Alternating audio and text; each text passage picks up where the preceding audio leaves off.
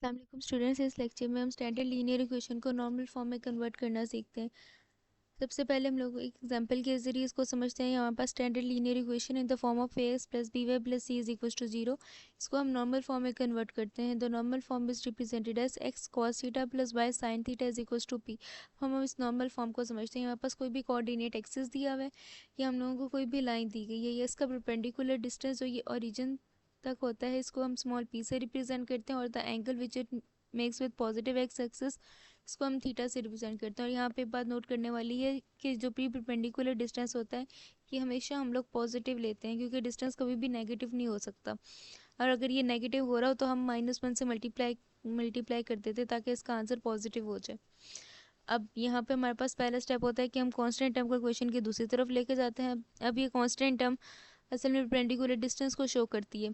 ये यहाँ पे इसकी वैल्यू नेगेटिव आ रही है, मैंने कहा था इसकी वैल्यू कभी भी नेगेटिव नहीं हम लोग लेंगे।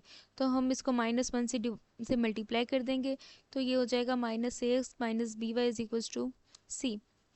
अब अगला स्टेप होता है कि हम लोगों ने पूरी इक्वेशन को डिवाइड करना होता है ए स्क्वेयर प्लस बी स्क्वेयर और होल अंडर रूट से। ये हम एक्स के कोफिशिएंट को भी से डिवाइड करते हैं, वाई के कोफिशिएंट को भी और कांस्टेंट टर्म को भी हम डिवाइड कर देते हैं square root of a square plus b square से। अब हम लोग हमारे पास ये नॉर्मल फॉर्म की इक्वेशन होती है, इसको हम इससे कंपेयर करेंगे तो कॉस थीटा की वैल्यू हमारे पास आएगी -a over square root of a square plus b square. Sine theta की वैल्यू आएगी -b over square root of a square plus b square. और p जो के परपेंडिकुलर डिस्टेंस है उसकी वैल्यू आएगी c over square root of a square plus b square. अब हम लोग इसको एक एक्सरसाइज के जरिए समझते हैं। हमारे पास एक स्टैंडर्ड लीनियर इक्वेशन दी गई और कहा गया है कि इसको नॉर्मल फॉर्म में कन्वर्ट करें। सबसे पहला स्टेप था कि हमने कांस्टेंट टर्म को इक्वेशन की दूसरी तरफ लेके जाना है। हम कांस्टेंट टर्म को इक्वेशन की दूसरी तरफ लेके गए हैं और क्योंकि ये पॉजिटिव है तो हम लोग इक्वेशन को और नहीं छेड़ेंगे। अब हम लोगों ने वैल्यूज़ देखनी है कि यहाँ पे a की वैल्यू है 3 क्योंकि a है x कोफिशेंट और b की वैल्यू है 4, b होता है असल में y कोफिशेंट। ठीक है, अब हम लोगों ने डिवाइड करना है square root of a square plus b square से। हम इसमें वैल्यूज़ पुट करेंगे, ए की वैल्यू 3 थी और बी की वैल्यू 4 थी। तो ये हो जाएगा स्क्वायर रूट ऑफ 9 प्लस 16 which is square root of 25 and the answer is 5। अब हमने इस पूरी इक्वेशन को 5 से अब डिवाइड करना है। यह हमने 3 को 5 से डिवाइड कर दिया, 4 को 5 से और 5 को 5 से किया तो आंसर 1 आ गया। तो एक्स कोफिशिएंट हमारे पास आया 3 ओवर 5, वाई कोफिशिएंट आया है 4 ओवर 5 और हमारे पास परपेंडिकुलर डिस्टेंस आ गया है 1।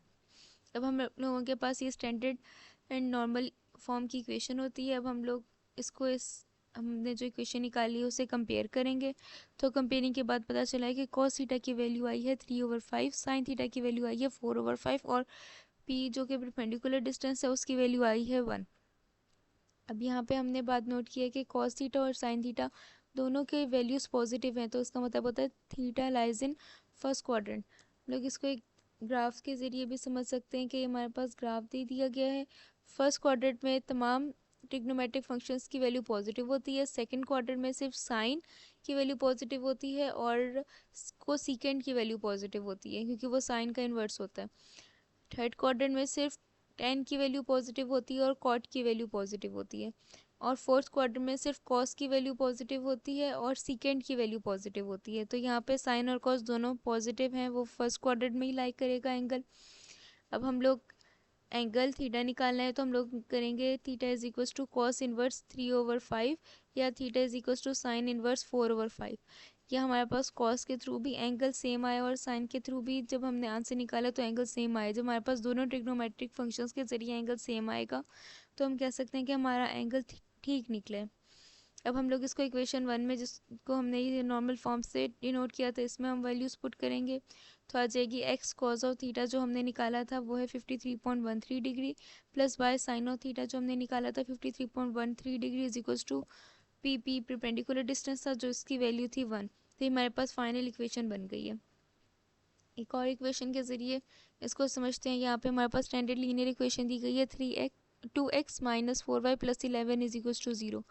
सबसे पहला स्टेप था कि हमने कांस्टेंट टर्म को इक्वेशन की दूसरी तरफ लेके जाना है। इसका साइन नेगेटिव हो गया है, हमने हमेशा इसको पॉजिटिव बनाना है और इसके लिए हम बोथ साइड्स -1 से मल्टीप्लाई करेंगे जो हो जाएगा -2x plus 4y is equal to 11। अब हम लोगों ने कंपेयर करना है, यहाँ पे a की वैल्यू है -2, b की वैल्यू है 4। अगेन हम लोगों ने डिवाइड करना है square root of a square plus b square से। a की वैल्यू थी -2 स्क्वायर प्लस 4 स्क्वायर।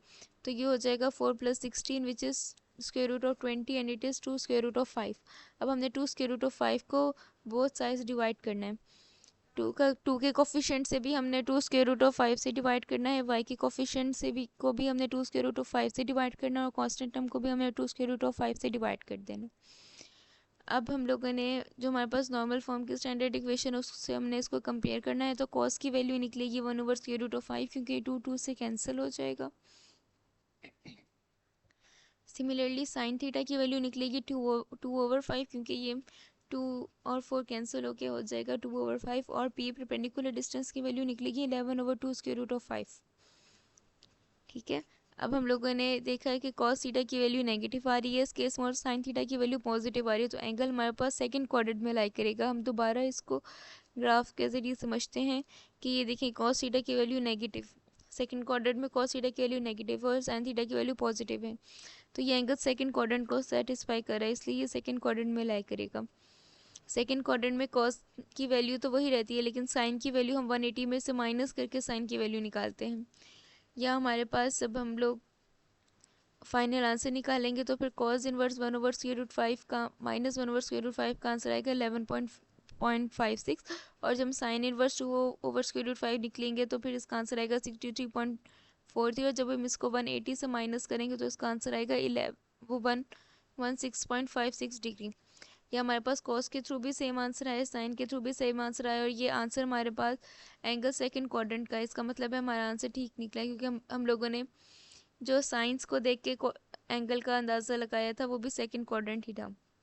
अब हम लोग वैल्यूज पुट करेंगे हमारे पास इक्वेशन 1 में, जो हम नॉर्मल फॉर्म थी, और ये हो जाएगा एक्स कॉस थीटा की वैल्यू थी 116.56 degree plus y sine 116.56 degree, और पी परपेंडिकुलर डिस्टेंस था 11/2 स्क्वायर रूट ऑफ 5। हमारे पास अगली एग्जांपल है जिसमें हम लोगों को फॉर्म दी गई है 4x + 7y - 2 = 0। सबसे पहले कांस्टेंट टर्म को हम लोग इक्वेशन की दूसरी तरफ लेके जाएंगे, ये पॉजिटिव है तो हम इसको ऐसे ही रहने देंगे। उसके बाद हम लोग वैल्यूज़ देखेंगे, ए की वैल्यू 4 है, बी की वैल्यू 7 है। हम लोग डिवाइड करेंगे a² + b² से, ए की वैल्यू थी 4, बी की वैल्यू थी 7, तो हमारे पास आंसर आएगा स्क्वायर रूट ऑफ 65। हम both side square root of 65 से डिवाइड कर देंगे। एक्स का कोफिशिएंट था 4, उसको भी हमने स्क्वायर रूट ऑफ 65 से डिवाइड किया है, और y का कोफिशिएंट था 7, उसको भी हमने स्क्वायर रूट ऑफ 65 से डिवाइड किया है, और कांस्टेंट टर्म थी 2, उसको भी हमने स्क्वायर रूट ऑफ 65 से डिवाइड कर दिया। अब हम लोगों ने स्टैंडर्ड नॉर्मल फॉर्म लिखनी है, और हम इसको वैल्यूज़ को नॉर्मल फॉर्म के साथ कंपेयर करेंगे, तो कॉस थीटा की वैल्यू निकलेगी 4/√5, साइन थीटा की वैल्यू निकलेगी 7/√65, और पी की वैल्यू निकलेगी 2/√65। अब हम लोगों ने इनके साइंस को देखने, कॉस थीटा और साइन थीटा इस केस में दोनों पॉजिटिव हैं, तो एंगल फर्स्ट क्वाड्रेंट में लाई करेगा। अब हम ग्राफिकली इसको देख लेते हैं, यहाँ कॉस थीटा और साइन थीटा से फर्स्ट क्वाड्रेंट में ही पॉजिटिव है, और किसी क्वाड्रेंट में ये दोनों एक साथ पॉजिटिव नहीं है, तो एंगल हमारे पास फर्स्ट क्वाड्रेंट में लाई करेगा। हम थीटा की वैल्यू निकालेंगे, कॉस इनवर्स ऑफ एंगल था विच इज़ 4/√65, और साइन के केस में निकालेंगे theta is equal to sine inverse 7/√65। अब हमारे पास इसके आंसर निकले हैं 60.25 डिग्री, और साइन के थ्रू भी आंसर निकला है 60.25 डिग्री। यह आंसर हमारे पास फर्स्ट क्वाड्रेंट का है, और आंसर भी दोनों एंगल्स के लिहाज से सेम निकला है, तो फिर हम कह सकते हैं कि हमारा एंगल का आंसर बिल्कुल ठीक निकला। अब हम इसको इक्वेशन 1 में पुट करेंगे तो हमारे पास नॉर्मल फॉर्म निकलेगी x cos of theta, theta की वैल्यू हमने निकाली है 60.25 degree plus y sine of theta, और थीटा की वैल्यू यहाँ भी निकाली 60.25 डिग्री, और पी परपेंडिकुलर डिस्टेंस था विच इज 2/√65। तो ये हमारे पास फाइनल आंसर है। अब हम लास्ट एग्जांपल के जरिए इसको समझते हैं। ये 15y - 8x + 3 = 0, इसको हमने नॉर्मल फॉर्म में कन्वर्ट करना है। सबसे पहले हम लोग इसको अरेंज करेंगे, और x की टर्म को पहले लिखेंगे, y की टर्म को बाद में लिखेंगे। इसके बाद हमने 3 को इक्वेशन की दूसरी तरफ लेके जाना है। इसकी वैल्यू नेगेटिव आ रही है, तो फिर सिमिलरली विद प्रीवियस केस हमने इसको -1 से मल्टीप्लाई करना है ताकि ये पॉजिटिव हो जाए। तो ये होगी 8x - 15y = 3। इसके बाद हम लोगों ने वैल्यूज़ देखनी है, a की वैल्यू है 8 और b की वैल्यू है -15, because a is the x coefficient and b is the y coefficient which is -15। ठीक है, अब हमने a² + b² से इसको डिवाइड करना है। a की वैल्यू थी यहाँ पे 8 और b की वैल्यू थी -15, तो हमारे पास फाइनल आंसर इसका था 17। हमने 17 को इस इक्वेशन से डिवाइड कर देना है। तो हमारे पास x के कोफिशिएंट में आएगा 8/17, y के कोफिशिएंट में आएगा -15/17 और कांस्टेंट टर्म आएगी 3/17। अब हम लोगों के पास ये स्टैंडर्ड नॉर्मल फॉर्म है, हमने इसके साथ इनकी वैल्यूज़ को कंपेयर करना है। कॉस थीटा की वैल्यू आ जाएगी 8/17, साइन थीटा की वैल्यू आ जाएगी -15/17 और बी परपेंडिकुलर डिस्टेंस है उसकी वैल्यू आएगी 3/17। अब हम लोगों ने साइंस को देखना है। यहाँ पे कॉस थीटा की वैल्यू तो पॉजिटिव है बट साइन थीटा की वैल्यू नेगेटिव है, तो एंगल हमारे पास 4 क्वाड्रेंट में लाई करेगा। अब हम लोग इसको समझते हैं कि हमारे पास 4 क्वाड्रेंट ही एक वाहिद क्वाड्रेंट है जिसमें कॉस की वैल्यू पॉजिटिव है और साइन की वैल्यू नेगेटिव है। तो हमें पता चल जाएगा एंगल 4 क्वाड्रेंट में लाई करेगा और इसकी रेंज 270 से लेकर 360 के मिड में होनी चाहिए। अब जब हमारे पास एंगल 4 क्वाड्रेंट में लाई करता है तो फिर हम कॉस को के एंगल को भी 360 से माइनस करते हैं और साइन इनवर्स के एंगल को भी 360 से माइनस करते हैं, कि हमारे पास फॉर्मूला होता है। अब हम लोगों ने इसका आंसर निकाला है तो थीटा की वैल्यू आई है 298.07 डिग्री और साइन इनवर्स के थ्रू भी आई है 298.07 डिग्री। हमारे पास कॉस इनवर्स के थ्रू और साइन इनवर्स के थ्रू सेम एंगल निकला है, तो हम कह सकते हैं हमारा एंगल ठीक है। और ये हमारा एंगल 270 से 360 की रेंज में है, तो इसलिए ये फोर्थ क्वाड्रेंट में लाई करेगा। अब हम लोग इसको इक्वेशन में वैल्यूज़ पुट करेंगे और हमारी इक्वेशन निकलेगी x cos of theta which is 298.07 degree plus y sin of theta which is 298.07 degree is equals to 3/17। 3/17 हमारे पास परपेंडिकुलर डिस्टेंस था। अब हम लोग इसको समझ भी सकते हैं कि मैंने किसी केस में 180 से माइनस किया हुआ है, किसी केस में नहीं किया हुआ है, किसी केस में जैसे कि ये वाला केस था इसमें मैंने 360 से माइनस किया था। तो एक्चुअली ये होता है कि हमारे पास फर्स्ट क्वाड्रेंट का कोई भी एंगल होता है तो फिर थीटा की वैल्यू सेम रहती है। जैसे कि मेरी फर्स्ट एक्सरसाइज और थर्ड एक्सरसाइज में फर्स्ट क्वाड्रेंट का एंगल था तो फिर थीटा की वैल्यू सेम रहेगी।